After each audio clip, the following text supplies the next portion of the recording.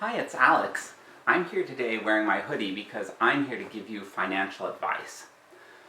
I'm here to talk about investing in energy efficiency upgrades for your home, and specifically I'm here to talk about how to think about the return on investment, or ROI, for these various upgrades.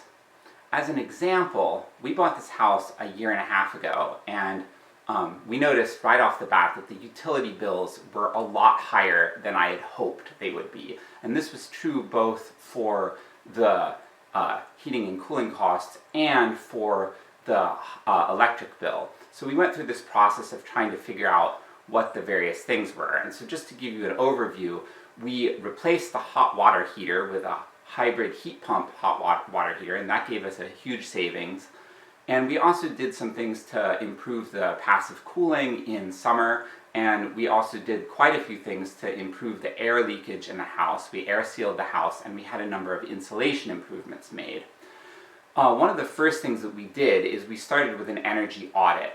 And the energy audit was subsidized, so it cost us only $50. But even paying the full price out of pocket, it would have been cheap. It was $450. And let me tell you, this money is totally worth it. You will get all that money back. One of the things they did with the audit is they gave us this itemized list of recommendations. And they're like, oh, you could do this air sealing of the attic, air sealing of the basement, insulation around the top outside of the basement, and so on, insulating these different areas, insulating the walls, and so on. And for each particular upgrade, they gave us an ROI, return on investment, estimate. And they're wildly different. There are some things that they said were going to give you only 3, 4, 5%, and there were other things that they said were going to give you 10, 15, 20%.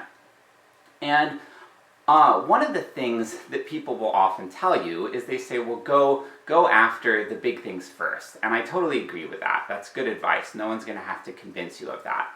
What I'm here to convince you of is that it's often a little bit better to go after things that have a lower return on investment than you initially realize.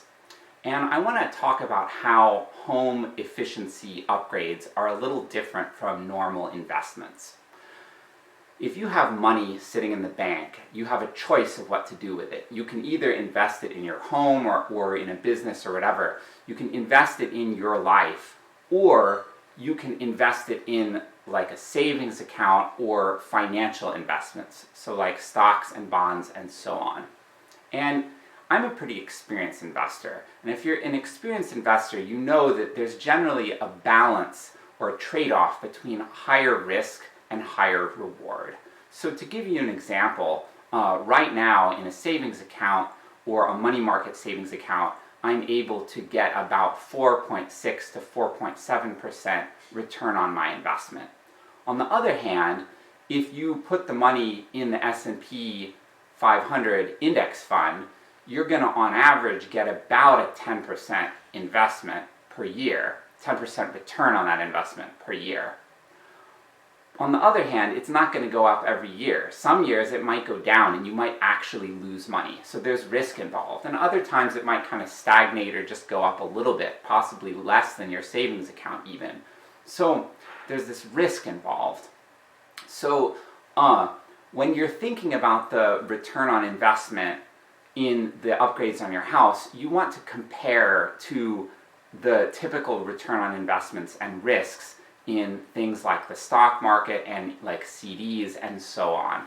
But it is a little bit different from a savings account, because unlike a savings account, you can't get that money back. You have to pay it up front for the work that's being done in your house, and then that money is locked up forever. You don't normally get it back, although there's a caveat that I want to talk about that later. There's one situation where you can get it back. But in general, you can't use it. It's not liquid cash anymore. But you keep getting that return on investment every year. So how do you decide what a good amount is in terms of your return? Well, one of the things that I want to say straight up, if you're comparing with something like an index fund in the S&P 500 that has quite a lot of risk, if you see an investment on your home that will give you a return of 10%, you want to jump in that, because you're not going to find any investments with finance that are going to be 10% and more or less risk-free. And assuming the energy audit is relatively accurate, if you get that 10%, that's really, really great. You're not going to find that kind of risk-free or low-risk investment that gives you that kind of return. But what I want to say in this video is that it's actually better to creep down a little bit lower than you realize in terms of those returns. And I would argue it's really good to go after things that are 7, 8%, and maybe even 6% or 5% on your returns. And I want to tell you why. You're not just getting like an investment return on it. You're lowering your cost of living. And lowering your cost of living is always better than increasing your income. And there's two main reasons why. One of the reasons is that it lowers your financial risk. You can think about it like this. Your income is not always guaranteed. If you have a job, you might lose your job. If you have investment income, there might be a recession and that might fall off. There are things that can happen to decrease your income. On the other hand, your cost of living is kind of fixed. You're stuck with it. If you have to pay a certain amount for rent, certain amount for food, certain amount for your mortgage payment, whatever your costs are, there's not a lot of wiggle room with those things. You have to keep paying them or you end up in trouble. So anything you can do to lower your cost of living is going to be an improvement in your financial security. So you're not only getting that return on investment, you're getting that return while decreasing your risk by lowering your cost of living. So that's the first thing. The second thing though, and this can be big, especially as you get into higher income brackets, but even in moderate income brackets, it can still be pretty big. There is a tax advantage to lowering your cost of living that you don't get when you increase your income. And it's simple. If you get income, you have to pay tax on it, with very few exceptions. But if you lower your cost of living, you're not paying any tax on that at all. And the reason is that you generally cannot deduct your home expenses on your taxes. Like if you have a mortgage payment, if you have utilities that you're paying on, and that's where you're going to save big with these energy efficiency upgrades, if you have these utilities you're paying on, you can't deduct that. And even if you have a home office, you're only able to deduct a very small portion of that. So basically, any amount that you reduce that, you're increasing your bottom line without increasing your tax liability. And that's a really great benefit right there. So that's the second thing that I want to say that makes these different from a normal financial investment, makes these home efficiency, energy efficiency upgrades a better deal.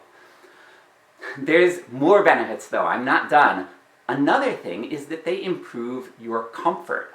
So, for example, if you're improving the air sealing of your home, you might have a leaky, drafty home. That's really driving up your heating bill, and it's probably driving up your cooling bills in the summer too. Well, if you do air sealing, you will find that your home feels more comfortable. If there's like a cold, windy night in the winter, the heat just comes on gently and the temperature stays more stable. The humidity doesn't become as low in your home because the heat isn't on and it's not like cycling out that moisture. So you have like an improvement in indoor, the quality of the humidity in the indoor air, and just your comfort, your quality of life increases. So that's a huge benefit.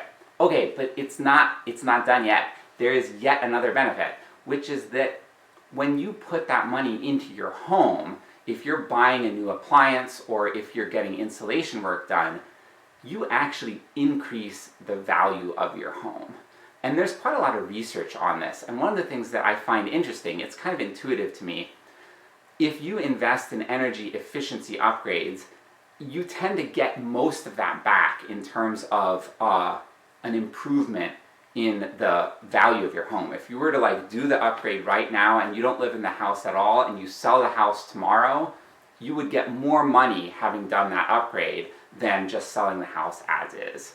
And if you're smart about shopping around for these upgrades, if you do a good job of like getting multiple quotes and going with a contractor who is competent but gives you a relatively lower bid, you might even increase the value of the home more than you spent. And another reason why this can happen is if there's a government subsidy, and some of these subsidies expire. So say you get subsidized work done this year, you get $1,000 of subsidy, but you get $2,000 of work done, so you only have to pay $1,000. But now, next year, the subsidy expires, you still have done that $2,000 worth of work, and you might actually make money when you sell your home. And this is on top of that return on investment. So you're getting a return on investment, but you're also increasing the value of your home when you do sell it. Now earlier I said it's not liquid money, you can't get that money back. Well, if you sell it, you get that money back. And also, if you do a refinance and do a cash out refinance of your home, or if you take out a home equity loan, you will have more equity. So there are multiple ways you can access that as liquidity if you really want to. There's a cost associated with them, but the point is you can access that money. It's not lost forever. I'm not done. There is yet another way in which these energy efficiency upgrades give you more, and that is with lessening the load on your heating and cooling appliances. I've owned a number of window unit air conditioners over the years, and they wear out. And one of the things that makes them wear out faster is using them more. So if you're really cranking that thing and it's like running nonstop on the high setting, it's going to run out a heck of a lot faster. It's going to wear out a heck of a lot faster than if you're only using it occasionally or using it on the lower setting. And the same is true to an extent for furnaces. Like if your furnace is just cranked up to the max or close to it all the time, it's going to need servicing more and it's going to wear out faster. So if you are making these upgrades that make it so your furnace doesn't have to work as hard, your air conditioning units don't have to work as hard, whether it's a central unit or window units, you're actually saving on that too, and you will save money on top of the reduction of your utility bills. So just to go over all of this stuff, you get the return on investment from your increased or savings on your utility bill. You get the reduction of cost of living and the reduction of risk associated with that. You get the basically increasing your bottom line without increasing your tax liability, so there's a tax advantage relative to an increase in income. You get an improvement in comfort. You get an improvement in the value of your home, increase in the value of your home, and you get this lessening of wear and tear on your appliances. So think about that when you're looking at these return on investments. Anything that's like 10%, definitely snatch that up, but I would argue go a lot lower than that. Like even if your mortgage payment is only, a rate of 6% or 5% or 4%, you might say like, well, why would I go for something that's as low as 4%? Because I can just pay off my mortgage faster and get that same return. No, you actually still want to do it because you get all of those other benefits. And if you're just putting it in a savings account or just putting it towards paying off your mortgage or some other way you might want to invest that money, you don't get those other benefits. So I really think it's worth going after the moderately low stuff. There's a point at which I wouldn't do it. If they came in and they're like 2%, 3% return on investment, I would not do that. You also still always want to go for the big items first. But once you've done those items, you can start fiddling with some of those small ones. We've been doing a little bit of that. We got all the big things done the first year, and this is our second year in this house. We're going after some smaller things, and I have not regretted a single one of them yet. So yeah, that's what I have to say. I would encourage you to do more energy efficient upgrades to your home than a lot of people will advise you to. It certainly is paying off for me. Thank you.